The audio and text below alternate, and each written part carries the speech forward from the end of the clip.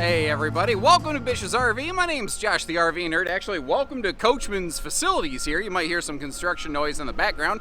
They are building, they are expanding currently because Catalina has been on fire. And I was like, what is fueling this? So I want to get down here and take a look at it. This is the 184BHS. It's their most popular bunk unit in their entire lineup and their second most popular overall unit by volume. A lot of builders have a layout like this, but Catalina made a couple recent updates on this one based on a lot of your feedback. So previously this was some kind of weird bendy bed foldy Murphy mattress, and there's just so many people I hear nowadays who are like, I love it, but I don't want a Murphy bed. And why does everybody who builds this floor plan insist on one? Well, they made it just a plain fixed bed, and now that I've seen it, I don't hate it. Like, I understand the benefits of a Murphy bed very well, but sometimes just having a bed set up and simple is kind of nice. They've gone to the exact slide system from Norco, which one of the benefits of that is you can actually sit in the slide while it's retracted, which most towable things don't allow you to do. Previously, they had a big optional camp kitchen, and very few people actually were wanting it, so they did away with it. The thing is, they also went to a smaller baggage door when they did that, so they still have the compartment. It's just half of it's inside now, half of it's outside instead of all outside. But they have things like their cool awning lighting package. Their air conditioner has a built-in heat pump on a single axle camper in a stick and tin class. I've never heard of anything like that before. So there's some things on this that are really awesome. It's got great travel mode, travel access, stuff like that. But there's also a couple things you probably won't like. I'm going to share good with bad as we go, and if you appreciate the candid approach, hit that subscribe button, and let's get going. In most of my videos, I only have battery power available, so I don't usually have the opportunity to do things like turn on the air conditioner. So today, just to help demonstrate and give you a guideline, I've got the air on. Now, we're actually only on 15 amp like extension cord power, but they're using the new GE Profile air conditioner, and a couple things with that. It is one of the more energy efficient air conditioners available out there. It also has a built-in heat pump, which is very cool. So this RV has both a propane furnace and an electric heater essentially built right into it, factory standard. I guess it's not cool, it's the opposite of that.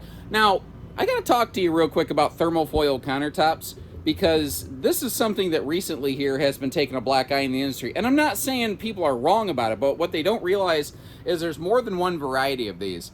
If you look at a thermofoil countertop and it's actually fully sealed on the bottom, these are the ones that really hold together pretty well, because like humidity and stuff can't get in there. Now, a mistake people have been making is, especially like if they're cooking hot stuff, it's not like granite. You don't want to like set hot stuff directly on it. It's a plastic coated shell. Make sure you put some hot pads down.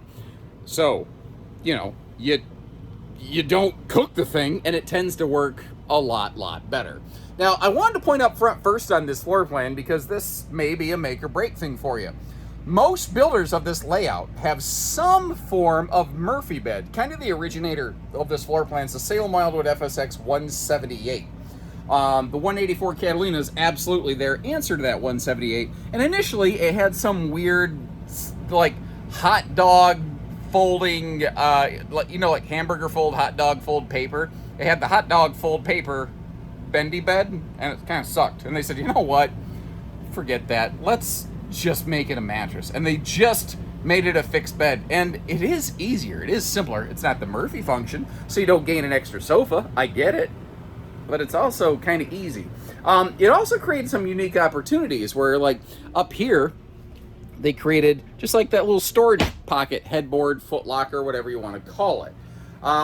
If you want to remove that box, you could put a true queen bed in, because by default from the factory, this is a 60 by 74 Shorty McShort pants kind of queen, but it is theoretically true queen capable.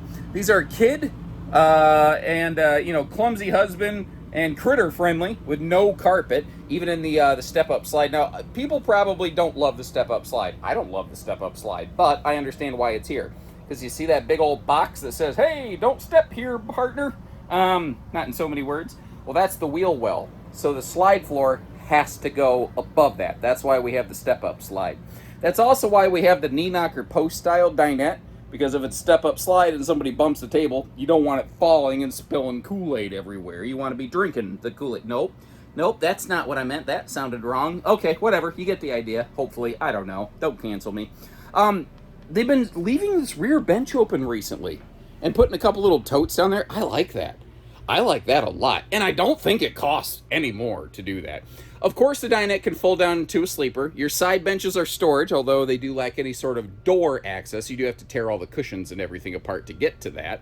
Or, here's another idea. On a rainy day, nothing says this has to be a dinette. If you're in a pinch and you're going to spend a day inside, you could turn it into an open lounge. And just so that you can see the storage that is down there, I thought I'd go ahead and open that up.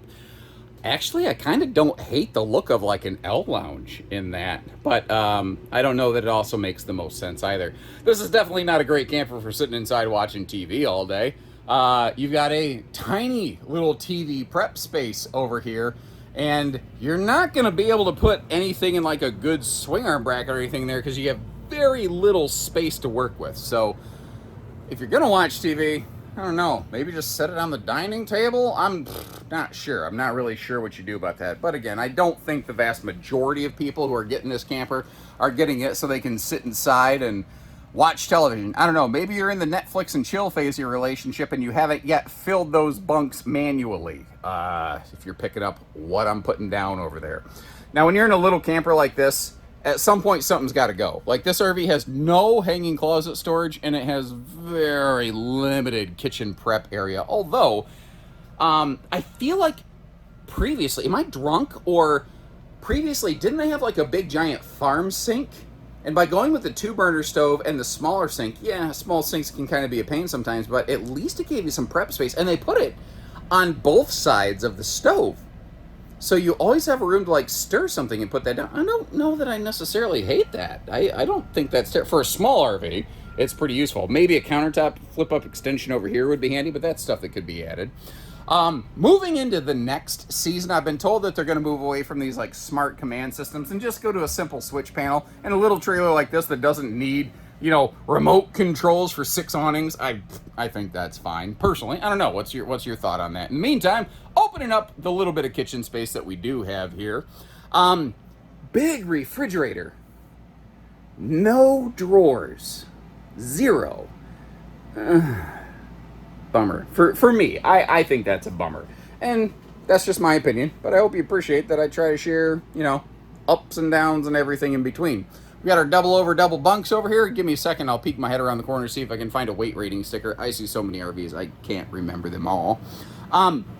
Little, either general tote storage or like cat litter box location, little doggy bed area, perhaps. You know, I could see something like that. But the idea behind this RV is to give you good living space with the slide, to give you the bigger sleeping space of the double bunks, but be smaller and lighter and something that, you know, limited capacity vehicles could handle.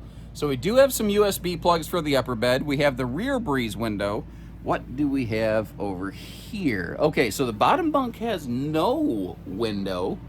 And we have household and USB outlets over there. This is also not any sort of folding cargo bunk or anything like that. If you're looking for those features, there's nothing wrong with those features. This RV just doesn't have them. And for those who are worried about audio privacy, you don't have any sort of peekaboo, I smell you door going on there. Is it an octopus fight club if he's alone, or are they having the ultimate octopus stare down with one another? I don't know. I haven't really thought about it. I also don't know that I really care. You probably don't either. Toilet space, though, you might care about. And this one does that very, very nicely. And they kind of borrowed, it looks a little bit of like the Cherokee Shub, kind of a shower, kind of a tub thing. And for like years, they had no skylight above the shower. Well, it turns out there was one little tweak they needed to make sure it fit up to code. So now you've got a combo skylight vent fan above the shower. But folks, your input is what caused that to happen. Originally, that was never going to be the case. So even though sometimes I sound like a broken record asking for the same input year after year after year, eventually, sometimes someone listens, and like Captain Planet, our powers combine to make the RV industry maybe a little bit better. All right, so slide closed for road mode. I also shut off the lights in the air since, if you're at a travel stop, you're not going to enjoy those things. Again, one of the benefits of the exact slide system is that you don't break it if you happen to sit in the slide. Now, most of that slide is still on the inside edge, unsupported. I'm not saying you should get in there and do jumping jacks.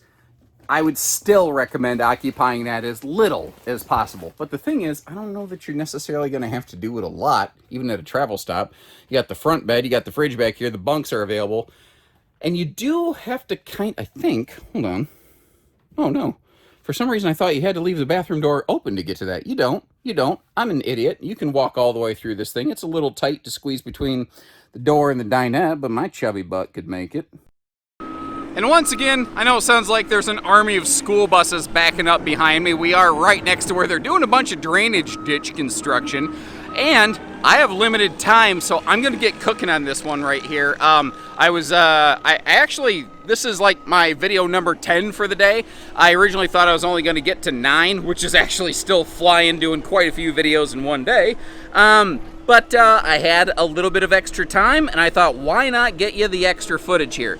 So previously, this was just one giant compartment from the outside, and they instead made it like a half inside, half outside, and no more optional camp kitchen. Kind of curious. What's your read on that? Is that a good call or not? There's an optional 200-watt solar package available on these, and they do the best they can with awning space. I'll give them credit for that. It's not a big RV. It doesn't have a giant awning, but they did all right, I think, If we get up front here, though, got magnet holdbacks. It is still the normal twist latch, key lock kind of thing, but you've got a huge compartment here. The thing is, what's weird is I think it goes all the way to the opposite sidewall, but they didn't put a door on the other side, nor do I think you can lift the bed to get to that. I wasn't consciously aware of that before I recorded this. I don't know that I love what I just described. Well, these are, they totally need a door on the other side. I can't promise you I'm going to make a change. I'm going to let the designer guy know. What do you think? Should they have a baggage door on the other side? Even a small one to get to stuff? I personally think so. But they're 7.5 foot wide, which is a lot of single axles have gone to that. But they're one of the rare ones that ride on the Norco chassis rather than a Lippert I-beam frame. So it's like a huck-bolted style chassis if you're familiar with that. It's like a Z chassis, not an I-beam. And again, the Norco exact slide system. So there's 2 different cable slides. There's AccuSlide and exact slide.